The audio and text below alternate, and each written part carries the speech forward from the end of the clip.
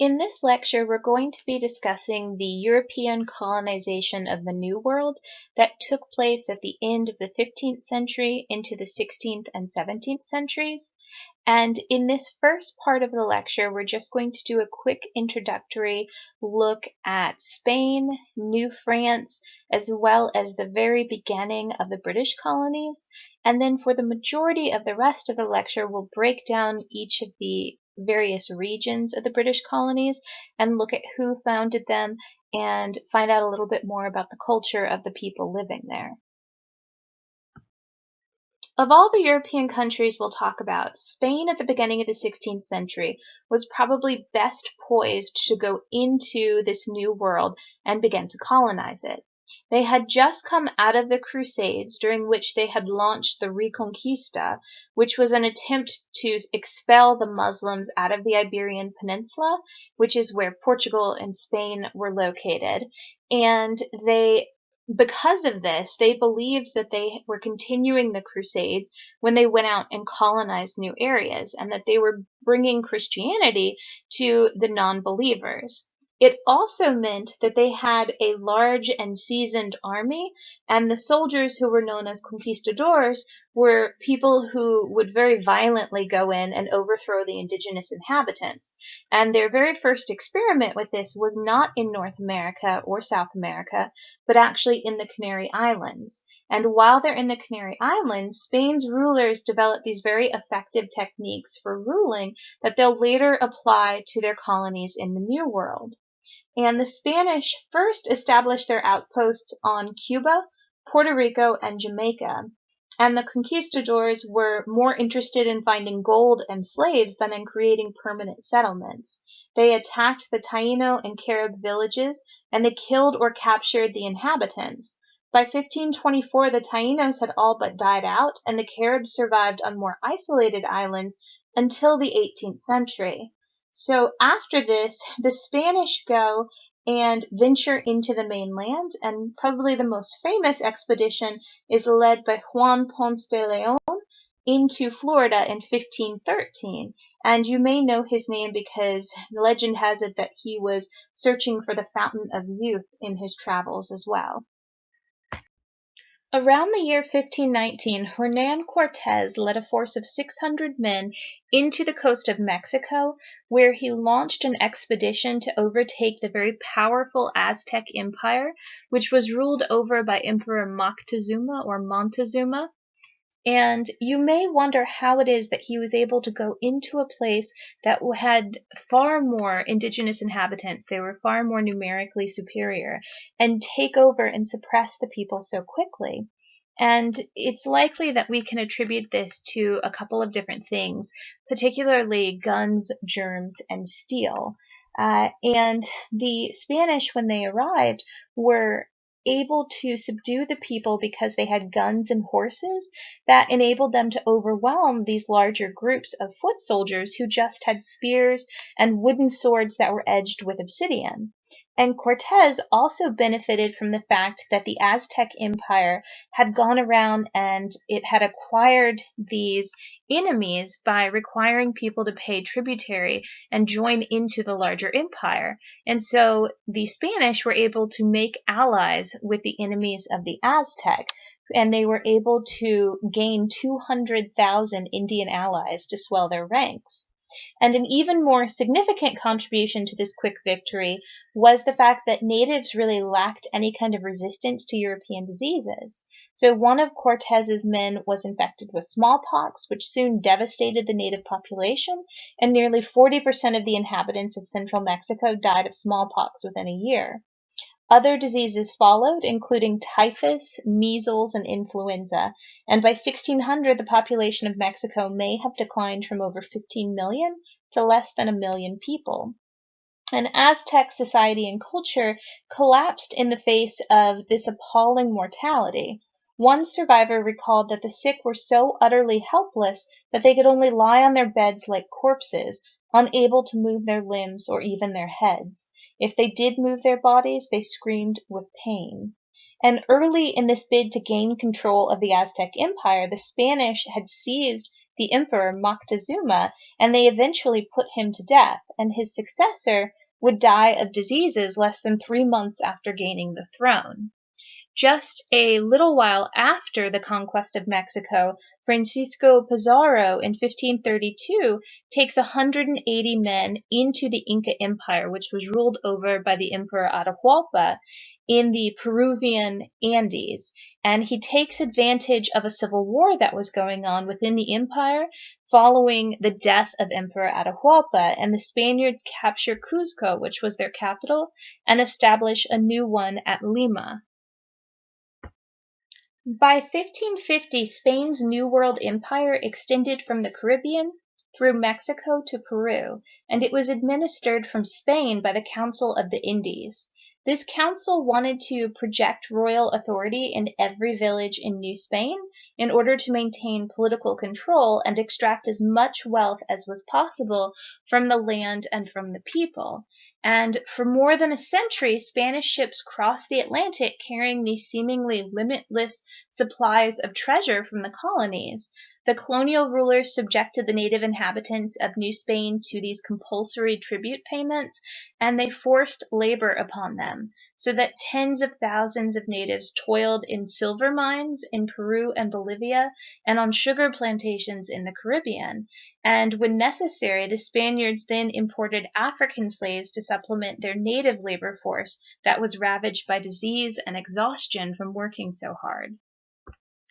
Now, the desire for gold eventually lured the Spaniards further into North America, and in 1528 an expedition to Florida ended in the deaths of nearly all the Spanish intruders when they provoked an attack by the Apalachee natives.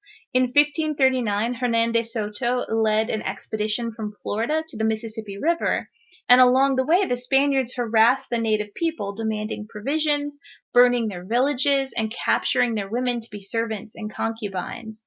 And they also exposed these natives to really deadly European diseases. The expedition kept up this rampage for 3 years, turning towards Mexico only after De Soto died in 1542.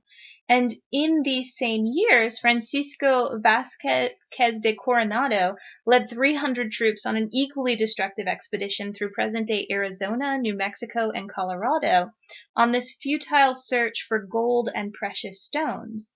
And the failure to find gold and silver halted the Spanish attempt to extend their empire all the way up into the north. And by the end of the 16th century, there were really only 2 precarious footholds north of Mexico that were owned by the Spanish. One of them was St. Augustine, which is in Florida along the coast of the Atlantic. It was founded in 1565, and it was a fortified outpost that served as a naval base that defended the Spanish treasure fleets from the English and the French privateers. And then the other settlement was located far to the west in what is now New Mexico, and Juan de Onate had gone out there on this very futile search for silver mines, and he claimed the region for Spain in 1598 and proceeded to antagonize the area's inhabitants, who were the Pueblo people, who eventually revolted against him and were suppressed very harshly in a very brutal kind of revolt.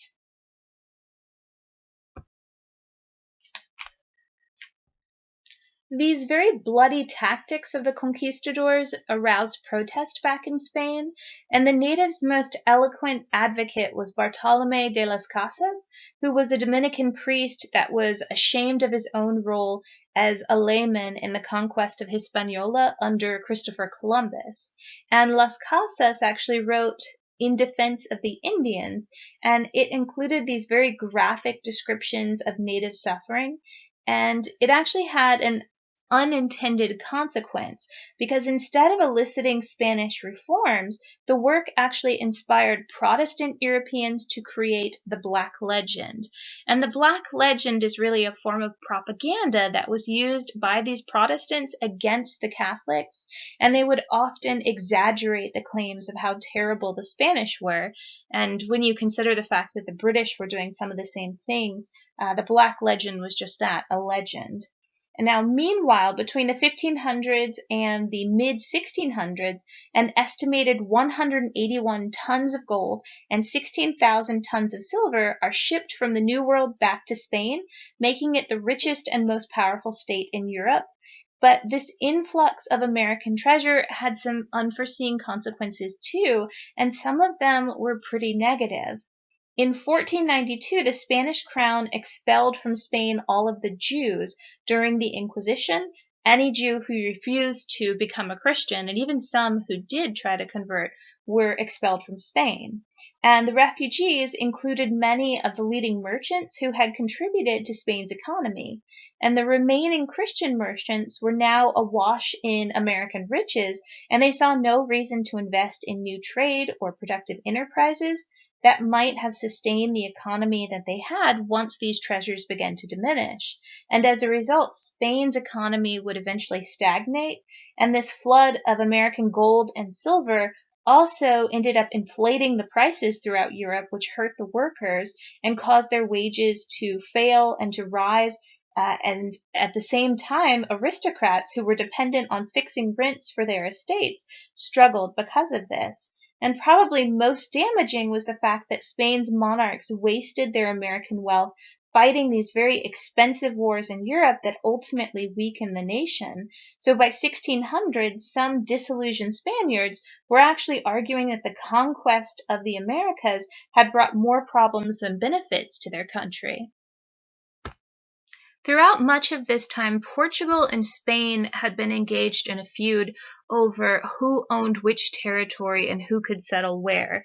And in 1494, the Pope actually resolved these conflicting claims with what's known as the Treaty of Tordesillas. And the treaty drew a line of demarcation, which was a north-south line approximately 1,100 miles west of the Cape Verde Islands. Spain was to receive all of the lands west of this line, while Portugal would hold sway in the east. And this was really actually a bad thing for Portugal because it limited their New World empire to Brazil, where the settlers followed the precedent of the Atlantic island colonies and established their sugar plantations that had slave labor. But the treaty also did a good thing for Portugal by protecting their claims in Africa and Asia, which lay east of the line. And then France and England, for their part, certainly rejected this papal grant of the Western Hemisphere to Spain and Portugal. And initially, these domestic troubles that were largely sparked by the Protestant Reformation had distracted France and England. But their domestic troubles began to end, and they began to really pursue an empire, so that by the close of the 16th century, they were both insisting upon their right to these New World lands, but neither of them had created any permanent settlements to support their claim at this point. In comparison to Spain, France was really a latecomer in this New World exploration. And preoccupied with European affairs, France's rulers paid very little attention to America until they received the news of Cortez and his exploits in Mexico that arrived in the 1520s. So in 1524, King Francis I sponsored a voyage by Giovanni de Verrazzano, who was an Italian navigator who mapped the North American coast from present-day South Carolina to Maine. And during the 1530s and 1540s, the French mariner Jacques Cartier made 3 voyages in search of rich mines to rival those that were in Mexico and Peru. So he explored the St. Lawrence River up to what is now Montreal, hoping to discover a water route through the continent to Asia and what came to be called the Northwest Passage. And on his second voyage in 1535, he and his crew almost froze to death and suffered from scurvy, which is a disease that's caused by a lack of vitamin C. Some of the men survived because the Iroquois showed them how to make this vitamin-rich concoction of boiled white cedar needles and bark. And then on his third voyage in 1541, Cartier was to serve under the command of a nobleman who was commissioned by the king to establish a permanent settlement in Canada. And unable to recruit colonists, he finally set sail in 1542, taking convicts as settlers. And he sailed ahead, gathering samples of what he thought were gold and diamonds, and returned to France without permission. And this expedition was very poorly organized, and they treated the convicts very cruelly, which led to several uprisings. The Iroquois, who were suspicious of the repeated French intrusion on their land, saw no real reason to help them. And a year after they arrived in Canada, and the surviving colonists decided they were going to return to France. And their return coincided with this news that the gold that he had brought back was actually iron pyrite, which is fool's gold, and that the diamonds were just quartz crystals. So all of that had been for naught. And very disappointed with their Canadian expeditions, the French made a couple of very brief forays into the South, and they established outposts in what's now South Carolina in 1562 and in Florida in 1564. But they very quickly abandoned the Carolina colony, though not before their settlers were starving and had resorted to cannibalism. And the Spanish forces captured the Florida fort. And then back in France, there was a civil war that broke out between the Catholics and the Protestants, and so they had to wait for any kind of renewed interest in colonization until peace had returned at home and they could actually afford another expedition. Later on in the 17th century, the economic base of France's New World Empire, which was known as New France, was the fur trade, which really depended much more on being able to control the waterways and their alliances with natives than on the occupation of land. So the focus of the French colony was the St. Lawrence River, which provided access to this very vast interior that was populated by an abundance of beavers and by Indian people who were eager to trade with the French. And because of its emphasis on the fur trade instead of extensive settlement, this meant that New France's population grew much more slowly than England's colonies, for example. And although the French efforts to found American colonies in the late 16th century ended in failure, after this, French fishermen continued visiting the Newfoundland coast. They set up frames on shore to dry their catch, and while they were there, they would meet natives with furs to trade for European goods. And the already strong market for furs in Europe expanded dramatically because they had an incredibly cold period known as a Little Ice Age. And during it, this kind of broad-brimmed beaver fur hat became really fashionable. And once it was clear that a profit could be made in Canada, France's interest really revived, and the French kings sold exclusive trading rights to merchants who were willing to set up outposts in Canada. But in order to succeed, the merchants needed to bring farmers to New France to produce food and other supplies for the traders to live off of. So Quebec, which was organized in 1608 by Samuel de Champlain, was the first permanent French settlement in Canada, and it was inhabited for its first 2 decades by only a few dozen settlers. And you may recognize the name of Samuel de Champlain because, of course, Lake Champlain is named after him. It's after the founding of Quebec that the French really step up their efforts to recruit colonists to go to New France, and the French Jesuits, who were members of a Catholic religious order formed during the Counter-Reformation, began to send missionaries to convert the natives. In 1642, Montreal was founded as a religious and commercial center, and by the 1650s, the Jesuits claimed thousands of native converts, many of whom lived in native Christian communities. So by 1700, New France had about 15,000 settlers, which was still less than 7% of the number of English colonists in mainland North America in that same year. And one observer at this point reported that if they are the least inclined to work, immigrants could prosper in Canada. The colonists here generally lived in sturdier homes and enjoyed a better diet than back at home, and they paid lower taxes than French peasants would, and they certainly would have envied these people. However, very few French people actually moved to North America, and almost 3 out of 4 who did move eventually returned back to France. And the reason they were so reluctant to immigrate was because Canada had a reputation as a very distant and inhospitable place, and there were rumors about frigid winters and surprise Indian attacks that circulated amongst French peasants and villagers. And in addition, the government required prospective settlers to be Catholic, which reduced the pool from which they could be drawn. So most settlers were sponsored by the government or by employers who paid their passage in return for 3 years of labor. And those who completed their terms of service would then receive land. Most of the settlers were young men, and they were really eager to get married and to raise children to help them to farm. But as late as 1666, only 1 out of 3 French settlers was actually female, and some of the young Frenchmen married native women. Others found brides from among the female orphans, whom the French government paid to go to Canada in an attempt to remedy the sexual imbalance. But most of the young men chose to go back home to France. It was fur traders rather than settlers who determined the colony's success, and furs were an ideal commodity. They were light, they were easy to transport, and they were extremely profitable. For the French, at least, the fur trade was also not very hard work because the natives, and not the Frenchmen, were the ones who trapped the beavers, who prepared the skins, and who carried them from the interior to the trading posts. So the French traders would then pay for the pelts with goods like axes and knives and metal pots and glass beads. The natives understood this trade as a part of a broader process of alliance that involved the exchange of gifts and this mutual military assistance.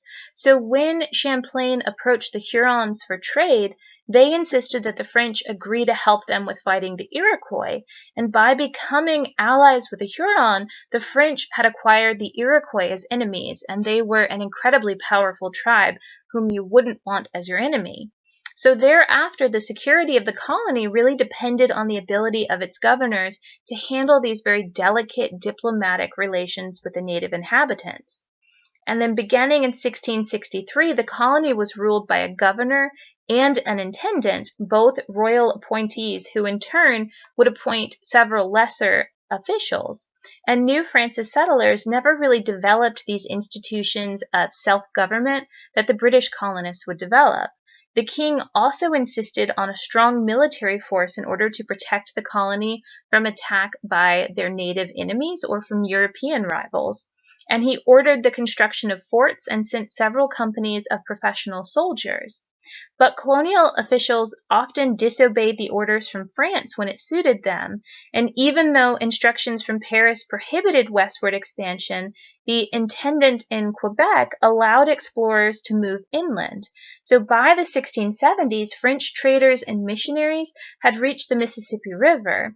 And between 1681 and 1682, Robert de La Salle followed it to the Gulf of Mexico, claiming this entire river valley, which he named Louisiana, in honor of King Louis for France, and scores of independent fur traders known as coureurs de bois roamed the forest, living and trading among the Indians there. And I may have completely botched the French term, which means wood runners, that I just mentioned.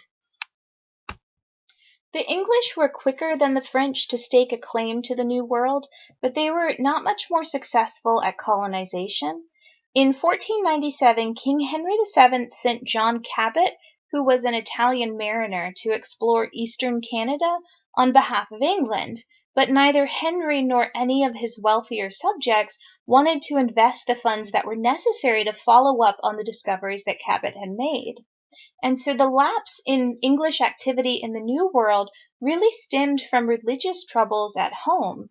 Between 1534 and 1558, we see that England changes its official religion several times, and this is just after the Protestant Reformation, when King Henry VIII was refused the right to annul his marriage by the Pope and declared himself the head of a separate Church of England, and then divorced his wife, who was Catholic, Catherine of Aragon, and married a series of other women taking on the Protestant faith. But in 1553, Mary, who was the daughter of the spurned Catherine of Aragon, became queen, and she tried to bring England back to Catholicism. She had nearly 300 Protestants burned at the stake for their beliefs, which earned her the nickname Bloody Mary, and many others went into exile in Europe. After her death in 1558, her half-sister, Queen Elizabeth, who was a committed Protestant, became queen and restored Protestantism as the state religion and brought stability to the nation and renewed the British interest in the New World. She and her subjects saw colonization not only as a way to gain wealth and political advantage, but also as a Protestant crusade against Catholic domination. The very first target for colonization for England was not actually America, but it was Ireland. And the reason for this is that Ireland was just 60 miles away from England, and the people in England feared that the Spanish or some other Catholic power might try to use this base as a way to invade England. And so Queen Elizabeth launched a series of very brutal expeditions where she allowed soldiers to go in and destroy the Irish villages and to slaughter their inhabitants. And many of the beliefs that they had about Irish savagery were later transferred to the Native Americans in the New World conquest. And so when the Native Americans resisted English colonization, they recalled their Irish campaign and believed that they had to suppress them with brutality. The other thing that was similar is that the British conquerors set up plantations in Ireland, and they would surround them by palisades and seize the Irish lands that they were on, and import Protestant tenants from England and Scotland to farm on that land, but not allow the native Irish people to be a part of this. And so the British colonists in America followed this same precedent, and they separated the British from the native people in so doing. It was Sir Humphrey Gilbert, who was a notoriously cruel veteran of the Irish campaigns, who composed a treatise to convince Queen Elizabeth to support New World colonization, and the Queen authorized several exploratory voyages, including that of Martin Frobisher, who was hoping to find the Northwest Passage to Asia, but ultimately failed. But Queen Elizabeth had better luck in allowing privateers like John Hawkins and Francis Drake to raid Spanish ships in order to gain gold and silver from their ports. And meanwhile, Gilbert continued to promote New World settlement, arguing that it would increase British trade and provide a place for the nation's unemployed people. And like many of his contemporaries, he believed that England's surplus population really threatened social order. So the population was indeed growing, and economic changes made it difficult for people to support themselves at this point. So Gilbert suggested offering free land in America to British families who were willing to immigrate. And in 1578, he received permission to set up a colony along the North American coast. It took him 5 years to organize an expedition to Newfoundland, which he claimed for England. And after sailing southward seeking a more favorable site for his colony, he headed home only to be lost at sea during an Atlantic storm. But it was his half-brother, who you're probably more familiar with, Sir Walter Raleigh, who was also a veteran of the Irish Wars, that immediately took up the cause of British colonization. It was in 1585 that Raleigh sent men to build a settlement on Roanoke Island off the Carolina coast. Most of the colonists were soldiers who were fresh from Ireland, and they refused to grow their own food, and they insisted that the Roanoke natives feed them. So when the local chief organized resistance, they killed him, and eventually the colonists, who were disappointed not to have found gold or precious stones and were exhausted from a harsh winter, returned back to England in 1586. 2 members of those early expeditions, though, left a very positive legacy. The first is Thomas Harriot, who studied the Roanoke and Croatan Indians and identified plants and animals in the area, hoping that some would prove to be profitable commodities. And the second is John White, who drew maps and painted watercolors depicting the natives and the coastal landscape. And all 3 of the pictures you see here are drawn by John White, including on the far right-hand side a depiction of Roanoke colony. So when Raleigh tried once more in 1587 to found a colony, he actually chose John White to be its leader. But the attempt also failed. The ship captain dumped the settlers, who for the first time included women and children, on Roanoke Island so he could pursue Spanish treasure ships. and White waited until his granddaughter, who was named Virginia Dare, she was the first English child born in America, was safely born, and then he sailed back to England for supplies. But the outbreak of the war with Spain delayed his return for 3 years, and Spain had gathered an immense fleet to invade England, and all of the British ships were needed for defense. So although England defeated the Armada, in 1588 White could not obtain a relief ship for the Roanoke colony until 1590.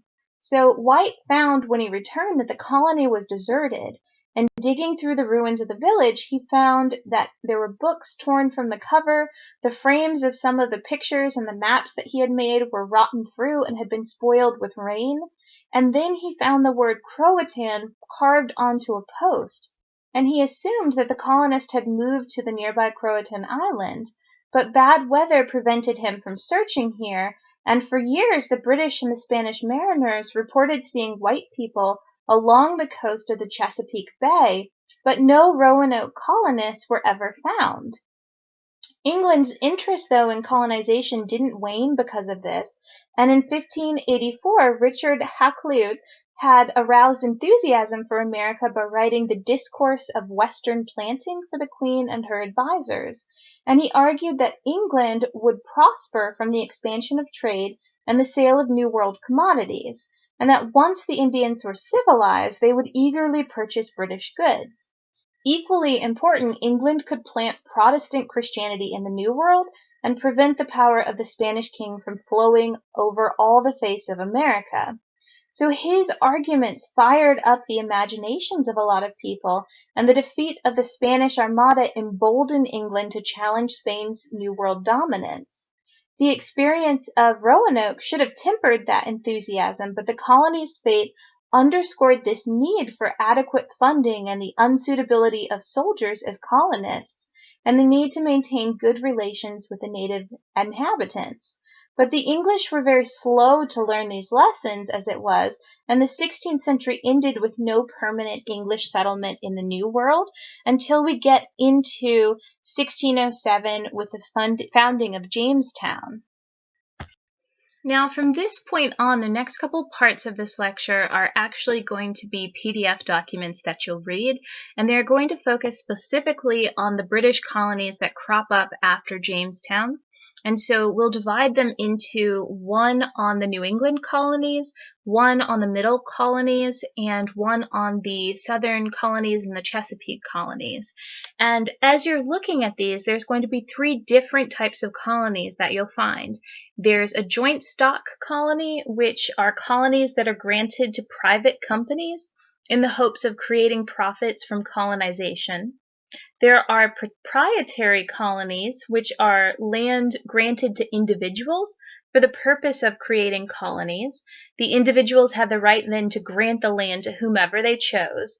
And there are royal colonies, where colonies were headed by the British Crown or the government itself.